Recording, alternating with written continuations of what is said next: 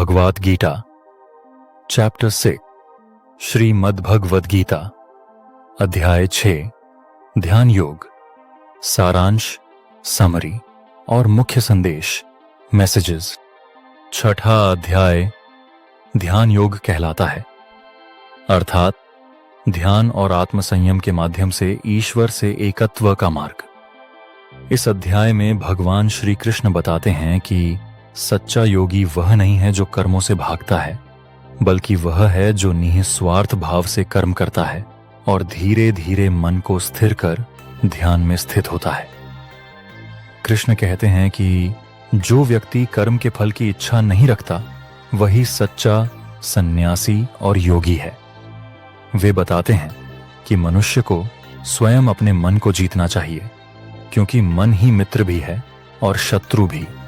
जो व्यक्ति मन पर विजय पा लेता है उसके लिए मन उसका श्रेष्ठ मित्र बन जाता है, पर जो व्यक्ति अपने मन को नियंत्रित नहीं कर पाता उसके लिए वही मन सबसे बड़ा शत्रु बन जाता है। भगवान ध्यान की विधि बताते हैं। योगी को शांत स्थान पर एक आसन पर बैठकर मन को एकाग्र कर ईश्वर का ध्यान करना चाहिए।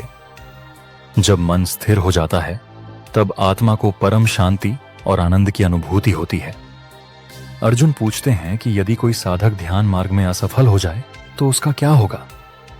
कृष्ण उत्तर देते हैं कि ऐसा व्यक्ति नष्ट नहीं होता। अगले जन्म में वह फिर से अपने साधन को आगे बढ़ाता है और अंततः मुक्ति प्राप्त करता है। मुख्य संदेश मैसेजेस।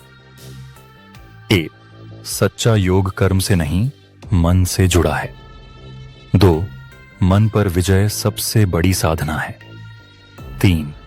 ध्यान योग का मूल है एकाग्रता, संयम और स्थिरता।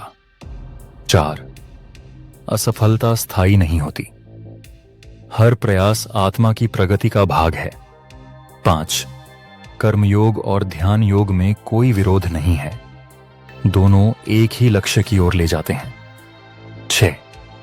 ईश्वर का साक्षात्कार मन की शांति और आत्मसंयम से ही संभव है। आइए एक दूसरे की मदद करें और इसे दूसरों के साथ साझा करें। कृपया लाइक, कमेंट करें और अधिक भक्ति वीडियो पाने के लिए सब्सक्राइब करें।